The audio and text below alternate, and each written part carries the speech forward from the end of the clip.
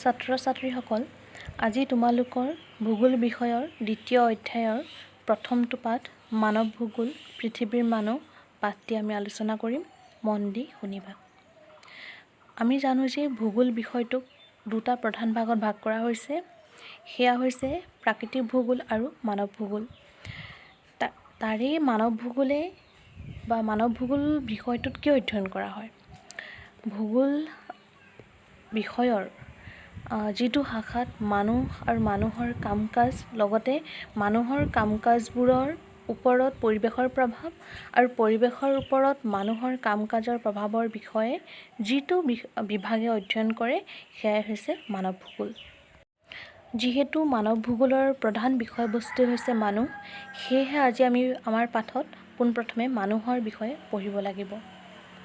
পৃথিৱীত যিমানবোৰ মানুহ আছে বা মানৱ গোষ্ঠীক সকলোবোৰ একে নহয়। প্ৰত্যেকজন মানুহ দেখাত একে নহয়, কিন্তু তেওঁলোকৰ প্ৰত্যেকৰ দেহৰ গঠন একেই, কিন্তু বৰণবিলাক বেলেগ বেলেগ বা বৈশিষ্ট্যবিলাক বেলেগ বেলেগ। এতিয়া আফ্ৰিকাৰ মানুহ, আমেৰিকাৰ মানুহ, আমাৰ ভাৰতৰ মানুহ, চীনৰ মানুহ সকলোৰে মাজত কিছুমান পাৰ্থক্য দেখা যায়, কিন্তু সকলো মানুহ, কিন্তু তেওঁলোকৰ চকুৰ আকৃতি, নাকৰ আকৃতি, দেহৰ বৰণ, চুলিৰ প্ৰকাৰ বা হাইট বা উচ্চতা এইবিলাকৰ ভিন্নতা দেখা পোৱা যায়। গতিকে এই বেলেগ বেলেগ দেশৰ মানুহবিলাক যে বেলেগ বেলেগ, গতিকে এই মানুহৰ বিভিন্ন দৈহিক গঠনৰ ওপৰত ভিত্তি কৰি মানুহক মূলতঃ তিনিটা ভাগত ভাগ কৰা হৈছে। সেই ভাগকেইটা হৈছে, 1 নম্বৰতে হৈছে ককেশীয়, 2 নম্বৰতে আহিলে নিগ্ৰইড আৰু 3 নম্বৰতে হৈছে মংগোলীয়। আমি প্ৰথমতেই পঢ়িম ককেশীয় গোষ্ঠীৰ লোকৰ কথা। ককেশীয় গোষ্ঠীৰ লোকৰ সংখ্যা পৃথিৱীত সৰ্বাধিক, অৰ্থাৎ পৃথিৱীত যিমান মানুহ আছে তাৰ অধিকাংশই হৈছে ককেশীয় গোষ্ঠীৰ লোক। এই লোকসকল আকৌ ইউৰোপ মহাদেশত, ভূমধ্য সাগৰীয় যিবিলাক দেশ আছে সেইবিলাকত, দক্ষিণ এছিয়াৰ দক্ষিণ এছিয়াৰ দেশসমূহত, আকৌ পশ্চিম এছিয়াত পোৱা যায়। যিসকল ইউৰোপৰ আছিলে তেওঁলোকক নৰ্ডিক আৰু আলপাইন বুলি জনা যায়। দক্ষিণ এছিয়াৰ সকলক ইণ্ডো এৰিয়ান বুলি জনা যায়। পশ্চিম এছিয়াৰ লোকসকলক ছেমিটিক আৰু হেমিটিক বুলি জনা যায়। তোমালোকৰ এই ভিডিঅ'টোত এই লোকসকলৰ নামৰ সৈতে ফটো গাঁঠি দিয়া হৈছে, তোমালোকে মন দি লক্ষ্য কৰিবা। মই এতিয়া ককেশীয় লোকসকলৰ দেহৰ গঠন বা বৈশিষ্ট্যবোৰ কেনেকুৱা সেইবিলাক চমুকৈ কৈ দিম, শুনিবা। ককেশীয় লোকসকল সাধাৰণতে দেখাত বা ছালৰ বৰণ বগা হয়, আৰু কেতিয়াবা কি হয়, আমাৰ ভাৰতীয় লোকসকল বা দক্ষিণ এছিয়াৰ যিসকল লোক আছিলে তেওঁলোকৰ ছালৰ বৰণ কিছু পৰিমাণে বাদামী ৰঙৰ নিচিনা হয়।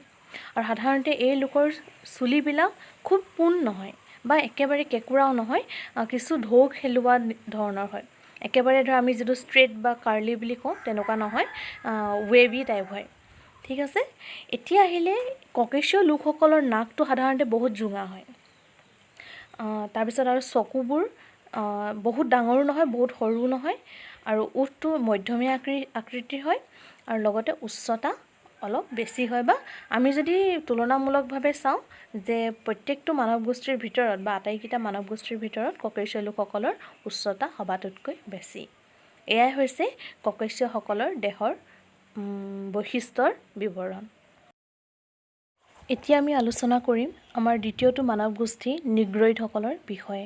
এই নিগ্ৰো জাতিৰ লোকসকল প্ৰধানকৈ আফ্ৰিকা মহাদেশ, এছিয়া মহাদেশৰ দক্ষিণ ভাৰত আৰু শ্ৰীলংকা, দক্ষিণ পূব এছিয়াৰ কিছু অংশ আৰু ওচেনিয়া মহাদেশৰ কিছু ঠাইত বাস কৰে।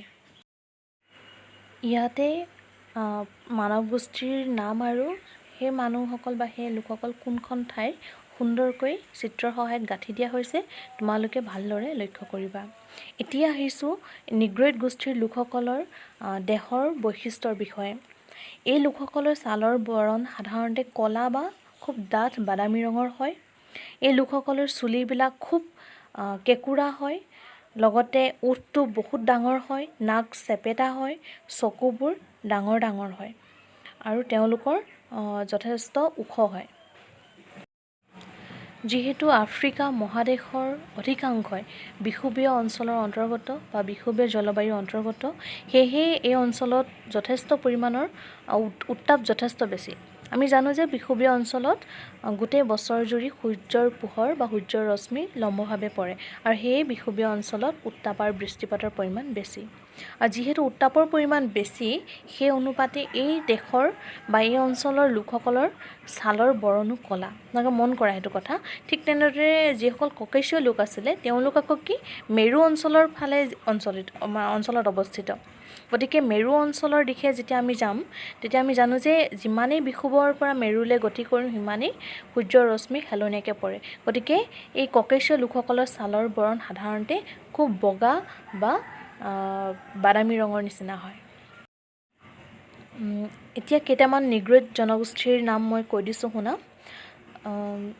পূব আফ্ৰিকাৰ নীলতিকা আৰু হেমেটিক মধ্য আৰু দক্ষিণ আফ্ৰিকাৰ বান্টু পশ্চিম আফ্ৰিকাৰ বুছমেন আৰু পিগমি দক্ষিণ ভাৰত আৰু দক্ষিণ পূব এছিয়াৰ নেগ্ৰিটো দক্ষিণ পশ্চিম প্ৰশান্ত মহাসাগৰীয় অঞ্চলৰ মেলানেছিয় আৰু অচেনিয়া মহাদেশৰ অষ্ট্ৰেলয়েডসকল নিগ্ৰোইড জনগোষ্ঠীৰ অন্তৰ্গত এতিয়া আহিছোঁ তৃতীয়টো মানৱ গোষ্ঠী মংগোলীয় গোষ্ঠীৰ বিষয়ে আলোচনা কৰিবলৈ মংগোলীয় জাতিৰ লোকসকল প্ৰধানকৈ মধ্য আৰু পূব এছিয়া আৰু দক্ষিণ পূব এছিয়াত বসবাস কৰে সাধাৰণতে চীনা জাপানী কোৰিয়া ব্ৰহ্মদেশীয় থাই ভিয়েটনামী খমেৰ মালয় আদি লোকসকল মংগোলীয় জনগোষ্ঠীৰ অন্তৰ্গত এই লোকসকলৰ দৈহিক বৈশিষ্ট্যবোৰ হৈছে দেহৰ বৰণ বা ছালৰ ৰং প্ৰধানকৈ হালধীয়া বৰণৰ হয় আৰু চকুবোৰ খুব সৰু আৰু চুলিবোৰ পোন থিয় আৰু মানে চুটি চুটি হয় লগতে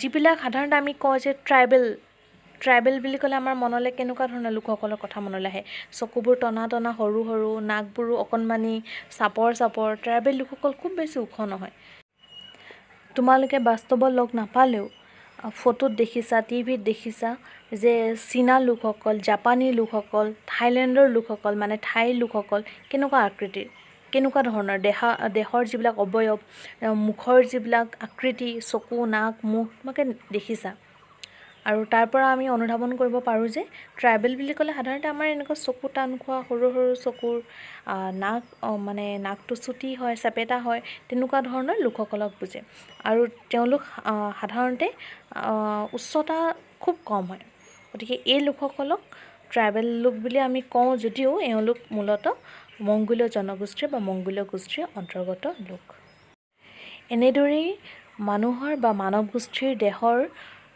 যিবিলাক অৱয়ব বা দেহা অৱয়ৱৰ বৈশিষ্ট্যৰ ওপৰত ভিত্তি কৰি পৃথিৱীৰ সমগ্ৰ মানৱ গোষ্ঠীক তিনিটা ভাগত ভাগ কৰা হৈছে এয়া হৈছে ককেশীয় নিগ্ৰোইড আৰু মংগোলীয় ইয়াৰ পৰৱৰ্তী বিষয়সমূহ আমি আমাৰ পৰৱৰ্তী ভিডিঅ'ত আলোচনা কৰিম